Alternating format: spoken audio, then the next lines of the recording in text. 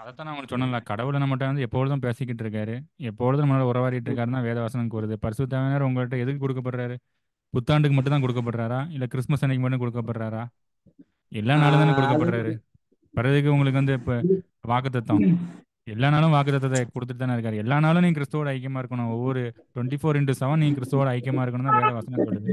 அப்படின்னா இவங்க நியூ இயருக்கு மட்டும்தான் வாக்குத்தத்தம் கொடுக்கணும் அப்படின்னா அது வேதத்துக்கு புறம்பான காரியம் தானே, எவ்வளோ மோசமான காரியம், ரொம்ப அகைன்ஸ்டான ம். காரியம். பழைய ஏற்பாடு ஆராதனையை தான் அவங்க போதித்துட்டு இருக்காங்க. இப்ப வந்து நம்ம சர்ச்சுக்கு கொடுத்த வாக்குத்தத்தம் எப்படி வேணா வச்சுக்கிட்டோம். இல்ல இன்றைக்கு இன்றைக்கு இன்றைக்கு தேவன் அதாவது இன்றைக்கு சொல்லுகின்ற வார்த்தை, அதாவது இன்னும் இவங்க வந்து மத்தியஸ்தலரா இருக்கிற போல தானே பண்றாங்க.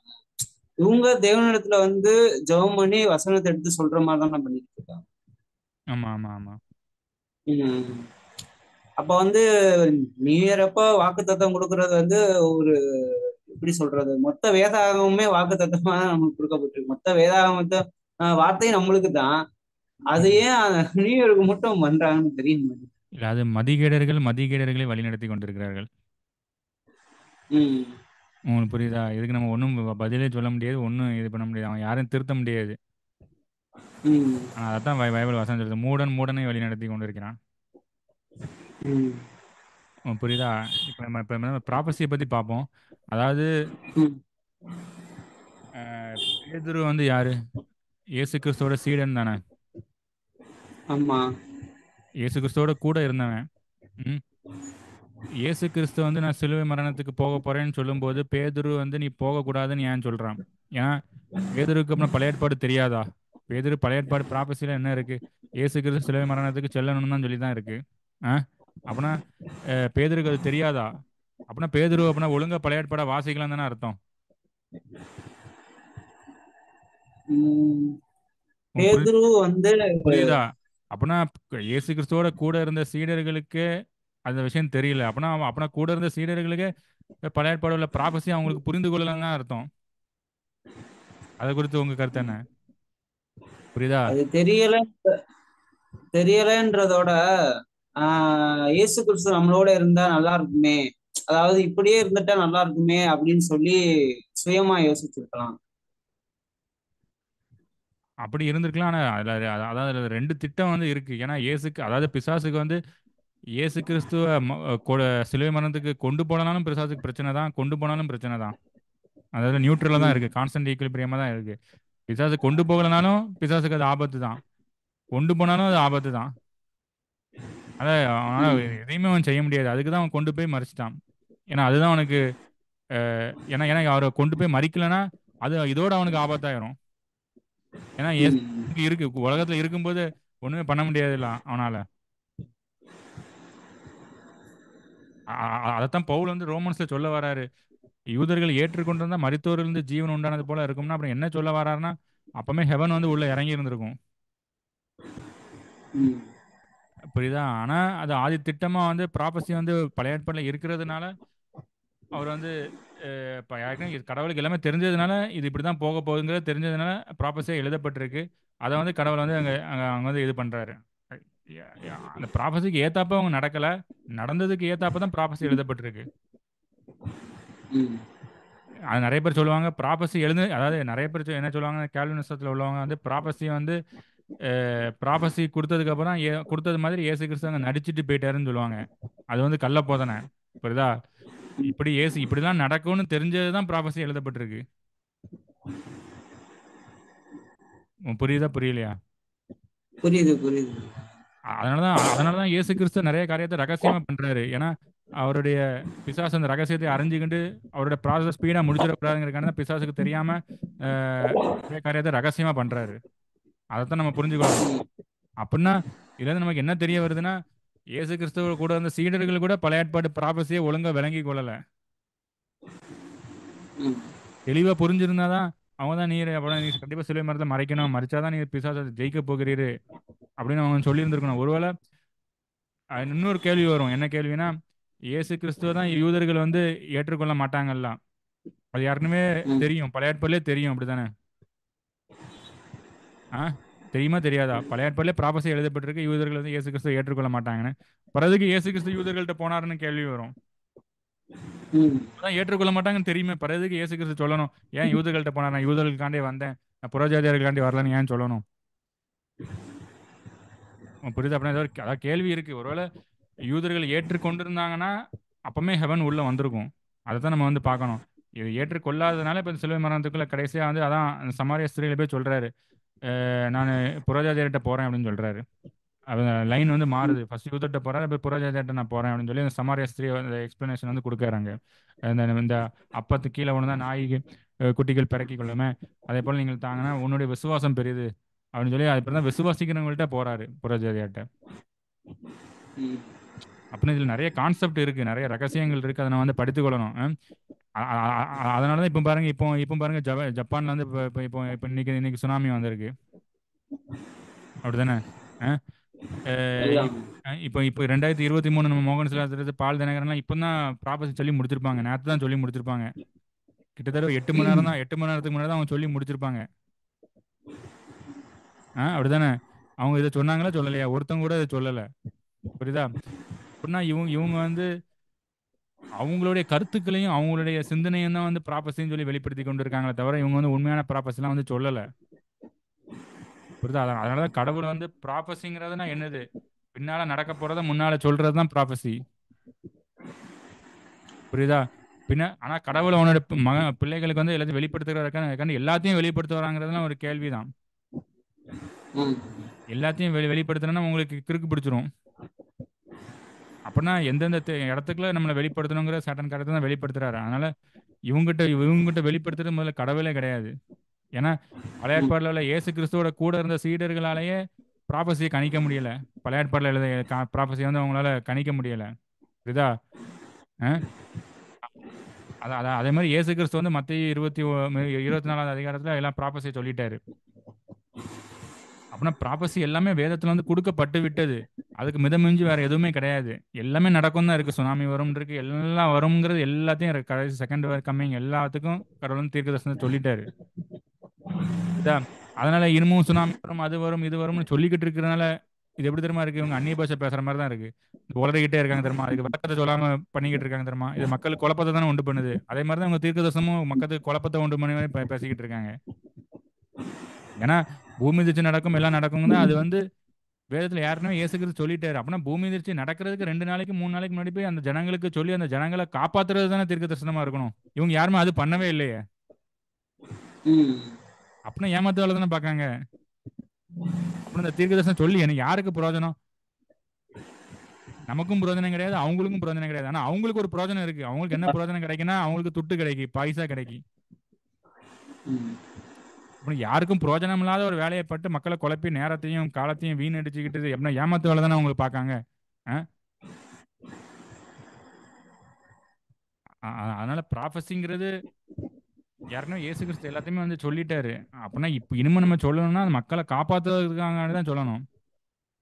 இப்போ ஜப்பான்ல போய்னா இப்போ இப்போ இப்போ இந்த உண்மையான தீர்க்கதரிசிகள்லாம் ஜப்பான்ல இப்போ சுனாமி இன்னைக்கு வந்திருக்கா? 8 மணி நேரத்துக்கு முன்னாடி ஒரு 10 மணி நேரத்துக்கு ஒரு 2 3 நாளைக்கு முன்னாடி ஜப்பானுக்கு ஃப்ளைட் ஏறி போய் அங்கே போய் மைக்கு போட்டு எல்லாத்தையும் சொல்லியிருந்துருக்கணுமா சொல்லியிருந்திருக்க கூடாதா? அதுதான் உண்மையான தீர்க்க தரிசனம்.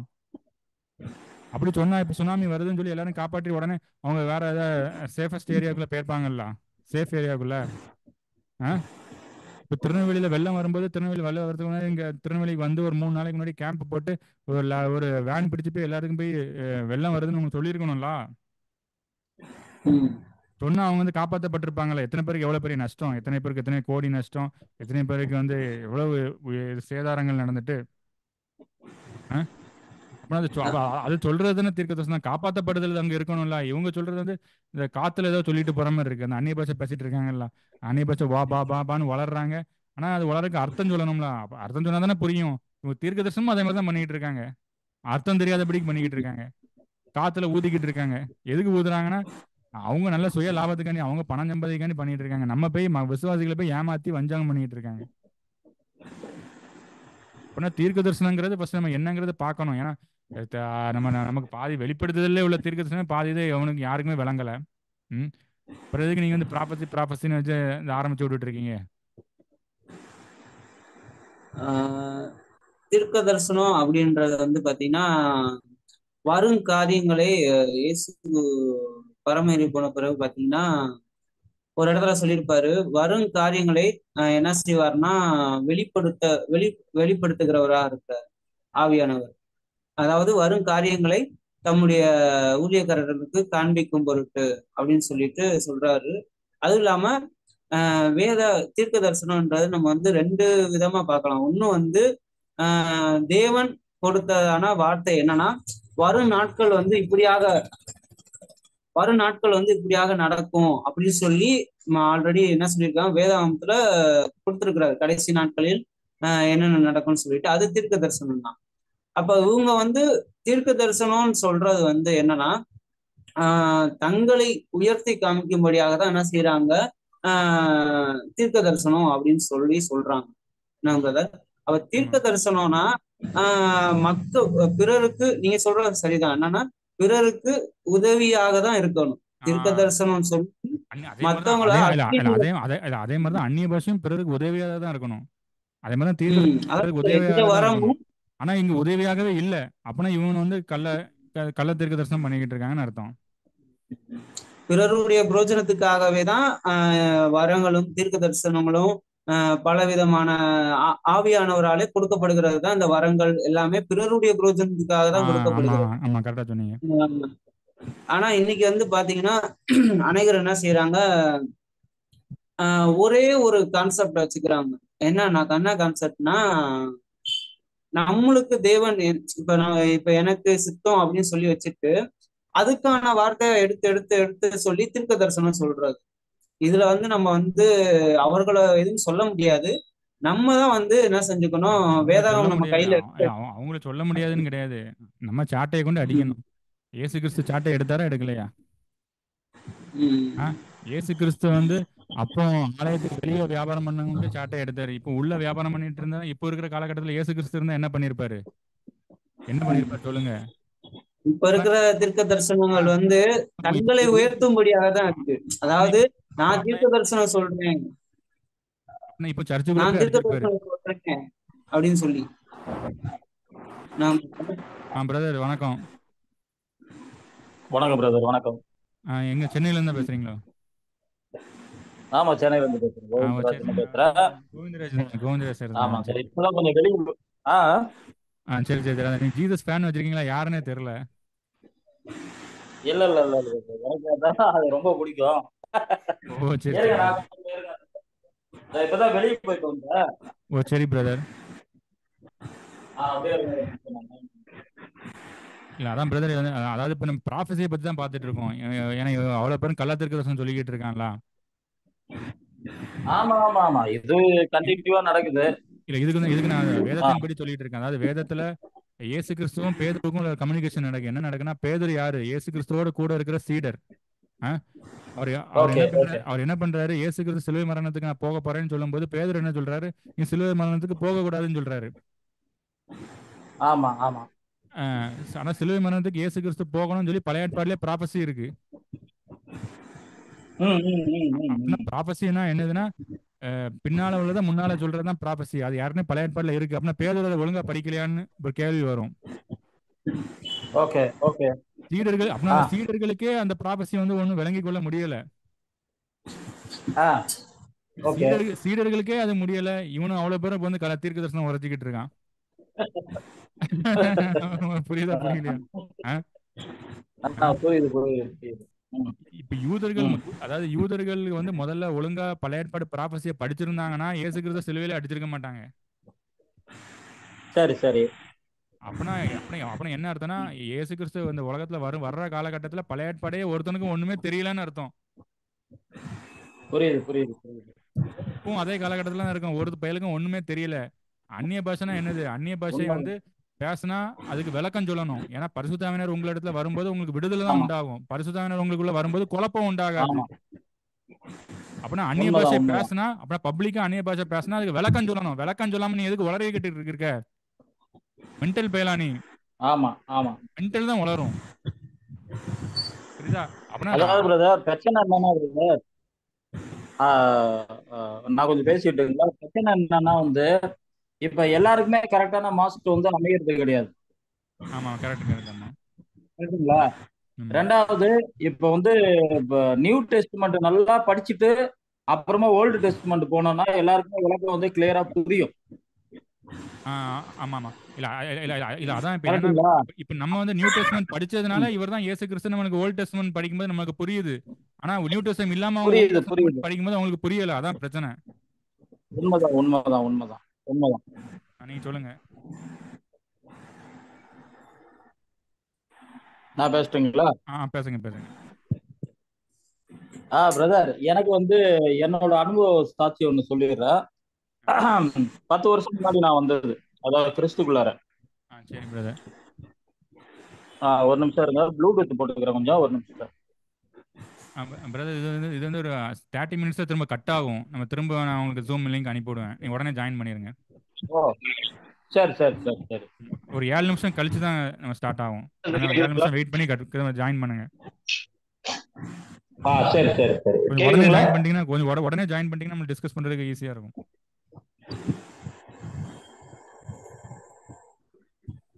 பிரதர் கேக்குதுங்களா நான் பேசுறது? பேசுங்க பேசுங்க பேசுங்க. கேக்குது. அதான் பிரதர், எனக்கு வந்து ஒரு ஓகே, எனக்கு வந்து ஒரு 10 வருஷம் முன்னாடி வந்து நான் வந்து கிறிஸ்துக்குள்ளார வந்தது. அது செம பெரிய மிரக்கல் தான். எனக்கு வந்து நான் பல சர்ச்சுக்குள்ள போல, ஒரு சின்ன சபைக்கு போனேன். அப்புறமா வந்து ஜீசஸ் காலேஜ் எப்பனாவது வந்து ஒய்ஃப் கூட்டின்னு போவோம். பசங்க, எனக்கு 2 பசங்க இருக்கிறாங்க சென்னையில. ஸோ இந்த மாதிரி சுச்சுவேஷன்ல வந்து நான் இந்த கொரோனா அப்பதான் வந்து உண்மையான பைபிள் வந்து நான் படித்தேன். எப்படின்னா, நான் இங்க இருக்கிறது சென்னையில போரூர்ல. நான் படிச்சது நியூ டெஸ்ட்மெண்ட் எல்லாமே எனக்கு உமாசங்கர் ஐஏஎஸ் இருக்கிறார் வீட்டு பக்கத்துல. சரி சரி, ஆமா தெரியும். வர கலெக்டர் அவர் வீட்டு பக்கம் எனக்கு எங்க இருந்து ஒரு 500 மீட்டர் தான், என் பேக் சைட்ல இருக்காரு. அவர் வீடியோஸ் தான் ஃபுல்லா பார்த்து இந்த கொரோனால வந்து கத்துக்கிட்டேன். ஏன்னா சொல்லித்தரது எல்லாருமே வந்து ஓல்டு டெஸ்ட்மெண்ட்டுக்குள்ளார அப்படியே நனைஞ்சு கிடக்குறாங்க. அது யாருக்கு சொன்னது, எப்ப சொன்னது, எதுக்காக சொன்னதுன்னு யாருனாலையும் வந்து அந்த டிஸ்டிங் பண்ண முடியல. அதை பிரிச்சு பார்க்கறதுக்கு அவங்களுக்கு தெரியல. அதான் பிரதர், என்னன்னா வந்து கரெக்டான மாஸ்டர் அந்த ஸ்டூடெண்ட்டுக்கு அமைஞ்சாதான் அந்த ஸ்டூடெண்ட் வந்து தெளிவா இருக்க முடியும். இல்லைன்னா நான் அந்த நம்ம யாருமே குறை சொல்ல முடியாது. நீங்க சொல்லி கொடுத்ததான் நான் சொல்ல முடியும். 2 into 2 into 4 ஆன்சரு. 5 என்ன எல்லா இடத்துலயும் கட்டு கொடுத்துன்னு இருக்காங்க, எனக்கு 5 தான் தெரியும். கரெக்டுங்களா? ஆமா ஆமா ஆமா. இதுதான் பிரதர் இப்ப ஃபால்ட். என்னன்னா பறவை கிடைக்குது, இப்ப வந்து எல்லாம் வந்து அதை வந்து கிளென்ஸ் பண்ணின்னு இருக்கோம். இப்ப நீங்க பண்றீங்க, ஏன்னா நிறைய யூடியூபர்ஸ் வந்து பண்றாங்க. இது நல்ல விஷயம், ஏன்னா அறிவு பெருத்து போச்சு. இன்னைக்கு நல்லா இருக்கிறவங்க பாத்தீங்கன்னா சிஎஸ்சியோ அது இல்ல இசிஐயோ இதெல்லாம் பாத்தீங்கன்னா வந்து நல்லா வந்து வேதாகம் வந்து அப்படியே மனப்படமா வந்து படிக்கிறவங்க எல்லாம் இருக்கிறாங்க. ஆனா பேஸ் என்ன, அடிப்படை மூல உபதேசம் என்ன அப்படின்னு பாத்தீங்கன்னா மத்திய 7:12 எனக்கு பிடிச்ச வசனம். இல்ல ஸ்கூல்ல மனப்பாடமா அப்படியே படிச்சுட்டு வந்து டெஸ்ட் எழுதுறாங்களா, அது விளங்காது. புரிஞ்சு படிக்கணும். ஆமா, இதை படிக்கணும். முதல்ல சின்னதா என்ன படிக்கணும். ஏன்னா வேதாகமம் வந்து பல பேரால பல இடத்துல இருந்து எழுதப்பட்டு ஒரு ஆள் எழுதப்பட்டு அது ஒட்ட வைக்கப்பட்டு நம்ம கையில கொடுக்கப்பட்டிருக்கு.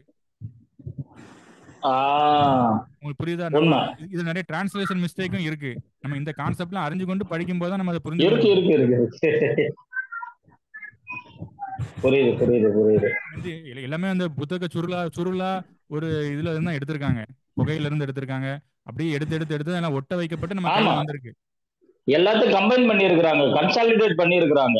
இப்போ நீங்க ஒரு மலைக்குள்ள போறீங்கன்னு வச்சுக்கோங்க. ஆடு மாடு மேய்ச்சிட்டு இருக்கீங்க. ஒரு ஏசாயா தீர்க்கதரிசன புத்தகம் எப்படி எடுக்கப்பட்டதுன்னா, ஒரு மலைக்குள்ள ஒருத்தன் ஆடு மாடு மேய்ச்சிட்டு இருக்கும்போது ஒரு இடத்துல ஒரு கல்லை போடும்போது டொப்புன்னு ஒரு சவுண்டு கேட்டிருக்கு.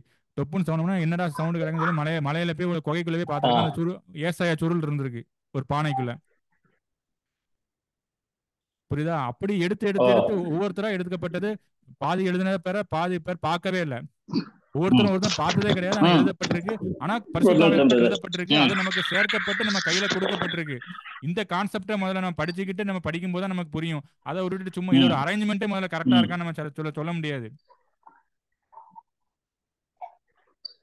சொல்ல முடியாது. இது தெரியாம சும்மா வச்சுக்கிட்டு உளறிக்கிட்டு மக்களை ஏமாத்திக்கிட்டு கிறுக்கனாக்கிக்கிட்டு இவனெல்லாம் எந்திக்காம இருந்ததுனாலே இப்போ நம்ம முதல்ல படிச்சிருந்துக்கலாம். இவனை ஃபுல்லா எந்திரிச்சு அத்தனை பேரும் கெடுத்துக்கிட்டு இருக்காங்க.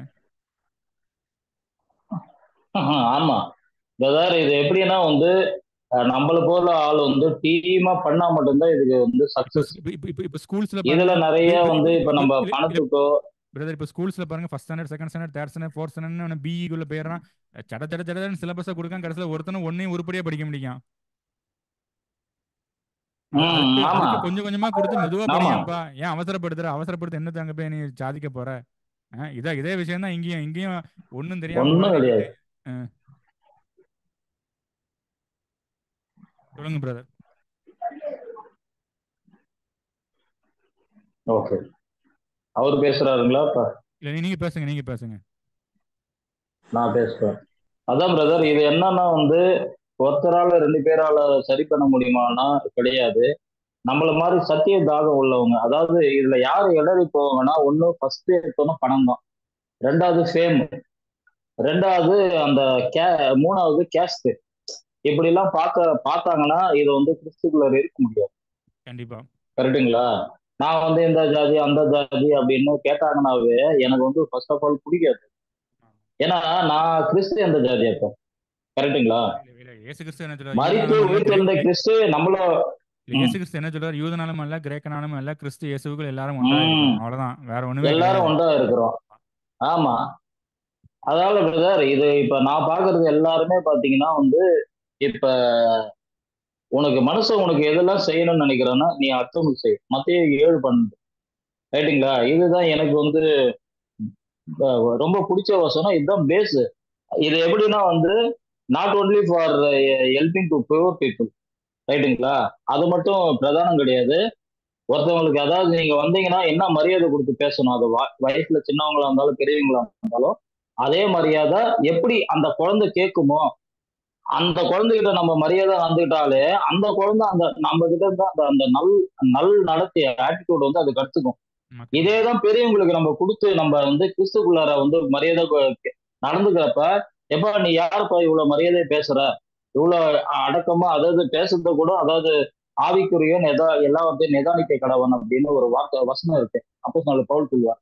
அது மாதிரி நிதானிச்சு நம்ம வந்து பேசுறப்ப நம்மளோட நடத்தையை வச்சு மத்தவங்க வந்து நீ யாருப்பா, உன்னோட கடவுள் என்னன்னு கேட்க வைக்கணும். ஆமா, இதுதான் சுவிசேஷம். ஆமா கரெக்டுங்களா? பிரதர். ஏதாவது கரெக்ட். இயேசு கிறிஸ்துவை பத்தி நம்ம சாட்சி சொல்றதுதான் தீர்க்க தரிசன ஆவியா இருக்குது அப்படின்னு வெளிப்படுத்தின இல்ல விசேஷத்துல இருக்கு. சுவிசேஷம் சொல்லவே சோ இத வந்து சுவிசேஷம் சொல்லவே வேண்டாம். நம்ம நடத்த தான், நம்ம நடத்த ஒழுங்கா இருந்தாலும் அதுதான் சுவிசேஷம். அதான் பைபிள் சொல்லுது. அதுதான் சுவிசேஷம். இயேசு பத்தி சொல்லதான் சுவிசேஷமே. அதான் தீர்க்க தரிசனமும். நம்ம நம்ம அது சொல்லவே எப்படி வேண்டாம். நம்ம சொல்லுவான் இப்ப நடக்கைய பார்த்து இது பண்ணுவாங்க. நடக்கையை பார்த்து இது பண்ணுவாங்க. இப்ப பிரதர், இப்ப என்கிட்ட வந்து ஒரு வீடு இருக்கு, ஒரு கார் இருக்கு, ஓரளவுக்கு இருக்குன்னு வச்சுக்கோங்களேன். அதான் யோவான் ஸ்நானகன் சொல்றாரு, இஸ்ரவேல் பீப்புள்லாம் ஓடி வராங்க, ஆண்டவரே நாங்க வந்து என்ன பண்ணணும், அதாவது வந்து தப்பித்துக்கொள்ள, இந்த வரும் கோபத்தை தப்பித்துக்கொள்ள என்ன பண்ணணும் அப்படின்னு சொன்னோம்னா, ஏன்னா இது என்னது பாம்பின் புத்திரர் அப்படின்னு கேட்பார். ரைட்டுங்களா? சொல்லிட்டு ஆமா. 2 அங்கி இருந்தா ஒரு அங்கியை கொடு, சாப்பாடும் அதே மாதிரி கொடு, இல்லாதவனு கொடு அப்படின்னு சொல்லுவார். கரெக்டுங்களா? இந்த பேசிக் உபதேசம் இருக்கு பாத்தீங்களா, இது எந்த சபையிலுமே பண்ணது கிடையாது. ஏன்னா போற விசுவாசிகளே, இப்ப நான் இந்துல இருந்து ரசிக்கப்பட்டு அப்படின்னு சொல்ல முடியாது, தெரிஞ்சு கிறிஸ்துவ பத்தி அன்பு தெரிஞ்சு வந்திருக்கேன். அங்க நான் எந்த கோயிலுக்கு போவேன், அந்த கோயிலுக்கு போவேன், அங்க சாமியார் பூசாரிங்க இருப்பாங்க, அங்க போனாலும் எனக்கு வந்து நடக்காம போகும். கரெக்டுங்களா? ஆமா, ஆமா, ஆமா. இதேதான் இங்க. இல்ல அதெல்லாம் மூட நம்பிக்கை. உண்மைதானே? அதாவது அதான் பிரதர், கிறிஸ்தவங்க இப்ப எதுக்கு ஏழாவது நாள் சர்ச்சுக்கு போறாங்கன்னா, சர்ச்சுக்கு போலனா ஏதாவது நடந்துருமோ அப்படின்னு சர்ச்சுக்கு போறாங்க. இப்ப இந்த மோகன் சிலா சிஸ்டர் எதுக்கு எல்லாரும் போறாங்கன்னா, ஆஹ் இல்ல எதுக்கு எல்லாரும் போறாங்கன்னா, ஆமா ஏதாவது மீட்டிங் பார்த்துக்கிட்டே இருப்பாங்க.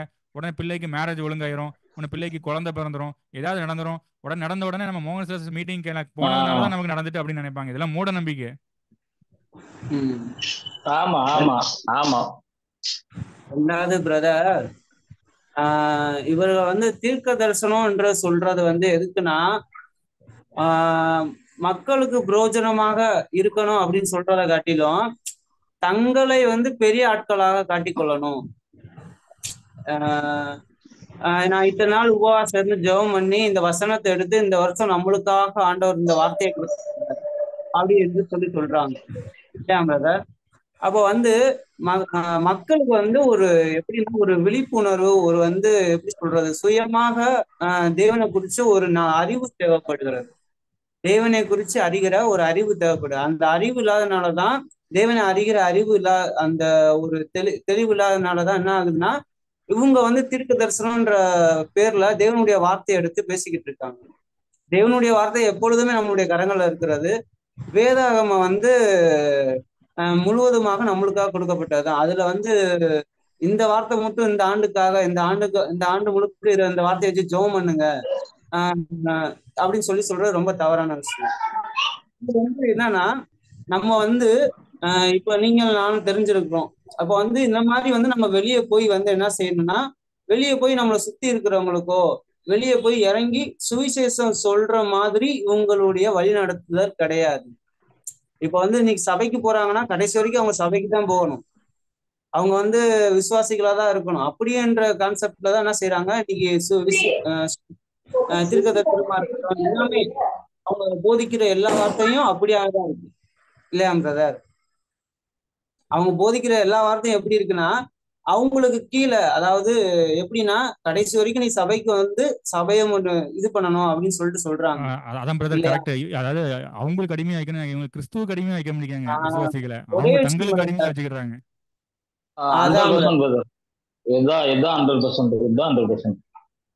ஏன்னா இன்னொன்னு என்னன்னா, இது மக்களுக்கு இடையில நம்ம வந்து என்ன செய்யணும்னா, இப்ப நான் இருக்கிற என்னுடைய வந்து சுற்று வட்டாரத்துல நான் வந்து என்ன பண்ணணும், நான் போய் சொன்னாதான் மக்களுக்கு தெரியும் இல்லையா? அந்த மாதிரி நம்ம வந்து கண்டிப்பா வந்து செயல்படணும். அதுதான் வந்து நானும் விரும்புறேன். என்னன்னா இப்ப வந்து உங்களுக்கு தெரிஞ்சிருக்கு இல்லையா? இப்ப வந்து இவங்க ஃபுல்லாமே என்ன செய்யறாங்க, வேதத்தின்படி நடத்தல மக்கள் அப்படின்னு சொல்லி. அப்ப நம்ம வந்து என்ன செய்யணும்னா, நம்ம வந்து சுத்தி இருக்கிற மக்களுக்கும் நிறைய பேருக்கு வந்து என்ன செய்யணும், தேவனை குறிச்சு அறிகிற அறிவுக்காக நம்ம செயல்பட வேண்டியது ரொம்ப முக்கியமான ஒரு இதா இருக்கு. இவர்கள் வந்து நான் வந்து சொல்லியிருக்கேன் பிரதர், ரட்சிக்கப்பட்டு வந்து ஒரு 5 வருஷம் வந்து இந்த என்ன செஞ்சேன்னா, இந்த மதத்துக்குள்ள மாட்டிக்கணும். என்னன்னா, இவங்களுக்கு கீழே தான் இருக்கணும், இதுதான் சபை, இதுதான் ஊழியம் அப்படி சொல்லி வச்சுட்டாங்க. ஒரு கட்டத்துல என்ன ஆயிடுச்சுன்னா, இதெல்லாம் வந்து இல்ல போலின்னு சொல்லி ஆண்டவர் நிரூபித்தார். ஆண்டவர் வந்து எனக்கு சாட்சி கொடுத்தாரு. நான் வந்து எனக்குள்ள கேட்கப்படுகிற சத்தத்தை வந்து நான் வந்து என்ன செஞ்சேன், விசுவாசிச்சதுனால, தேவனுடைய வார்த்தைய விசுவாசிச்சதுனால என்னால இதுல இருந்து வெளியே வர முடிஞ்சிச்சு இல்லையா பிரதர்? ஆனா அநேக மக்களுக்கு வந்து இந்த தெளிவு கிடைக்கிறது இல்லை. அப்போ வந்து நம்ம என்ன செய்யணும்னா, இந்த மாதிரி இவர்கள் வழியில செல்லாதீங்கன்னு சொல்லி. ஒரு நிமிஷம் இந்த இடம் கொஞ்சம் பாஸ் பண்ணிக்கோங்க. ஒரு நிமிஷம். உங்களுக்கு ஆண்டவர் வந்து ஏன் எப்படி வெளிப்படுத்தினார்னா, உங்களோட ஆத்ம தாகம், இப்ப நான் எப்படி ஆத்ம தாகமா தேடணும் ரைட்டுங்களா, அந்த இடத்துல உங்களுக்கு ஆண்டவர் வெளிப்படுத்தினார் பிரதர். இப்ப வந்து நான் போறது மாம்சத்துக்காக, எனக்கு வேலை கிடைக்கணும், எனக்கு வீடு கிடைக்கணும், எனக்கு கார் கிடைக்கணும், சொத்து சேர்க்கணும், பசங்களை கல்யாணம் பண்ணணும்னா ஆண்டவர் வெளிப்பட மாட்டார்.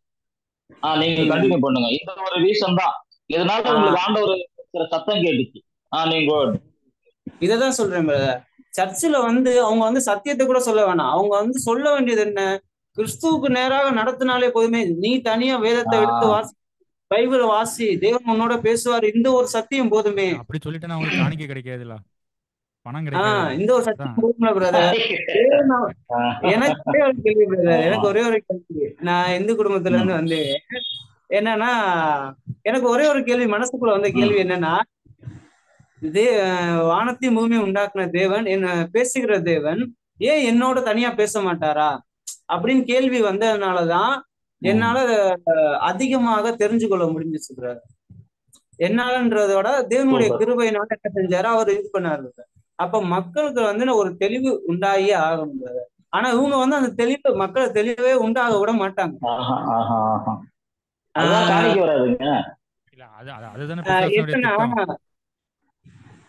என்னன்னா பிரதர், இந்த தீர்க்க தரிசனங்கள் உபயோகப்படுத்துறது, நான் வந்து நியூ முன்னாடி ஒரு வாரம் பாஸ்டிங் இருந்து ஜெபம் பண்ணி இந்த வார்த்தை ஆண்டவர் எனக்கு நம்மளுடைய சபைக்கு கொடுத்தது அப்படின்னு சொல்றது, ஏன் ஆல்ரெடி வேதத்துல ஏற்கனவே இருக்கதானே செய்யுது வேதத்துல.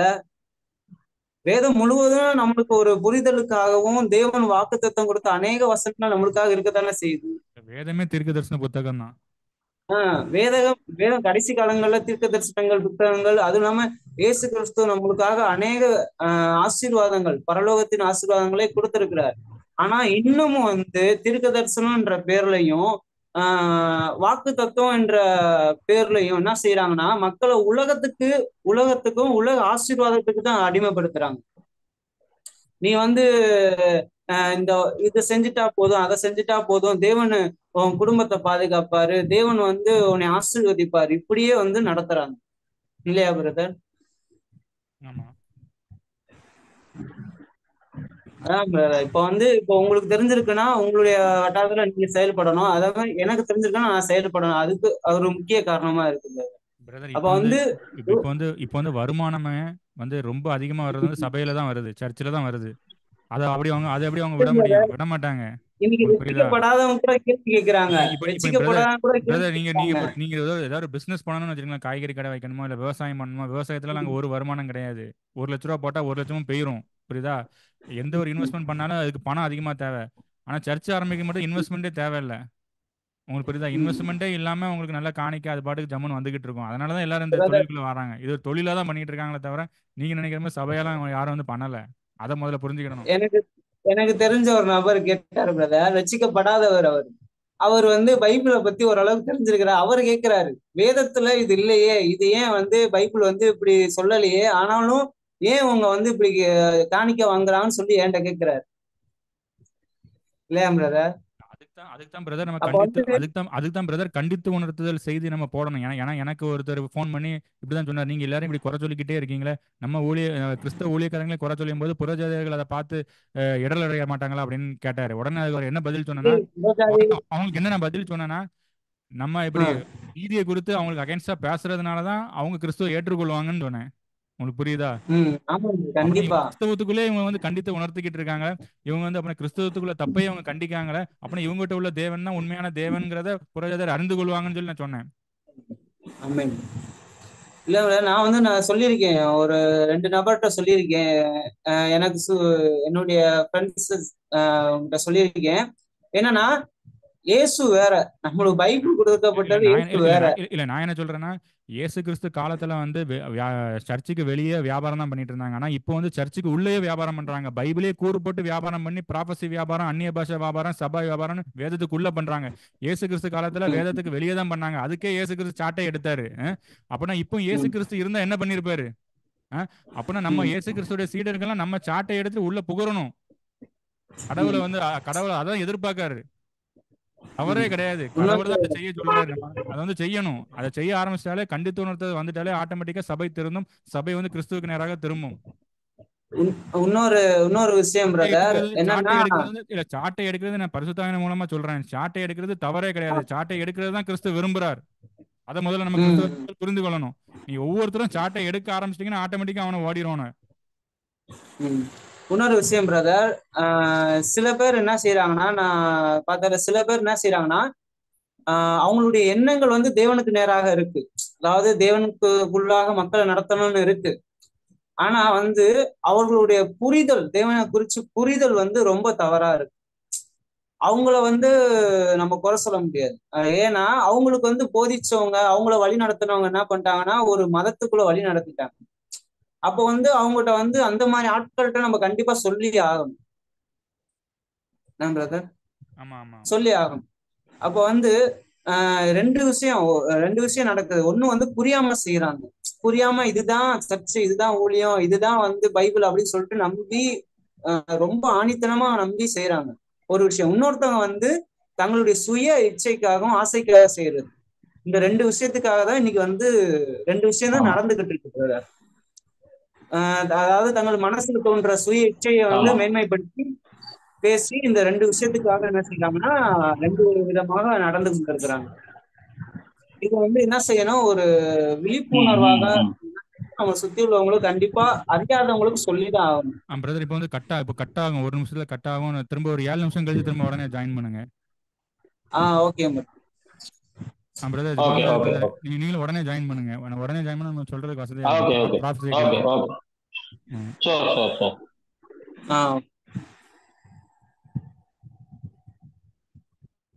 பிரதர் நீங்க பேசுங்க, சும்மா கண்டினியூ பண்ணுங்க. கண்டினியூ பண்ணுவாங்க. அப்படி அப்படி இருக்கக்கூடாது, அதே ஆட்டோமேட்டிக் கட் ஆகட்டும். ஓகே. அதாவது நீங்க சொல்றது எல்லாமே நமக்கு தெரிஞ்ச விஷயம் தான். இது எல்லாமே நம்ம தெரிஞ்சுட்டு அவ்வளவுதான். இன்னும் பேசிக்கா நம்ம பேசிக்கிட்டு இருக்க கூடாது. இவன் நம்ம கொஞ்சம் அட்வான்ஸ் லெவலுக்குள்ள போகணும். ஆமா பிரதர். என்னன்னா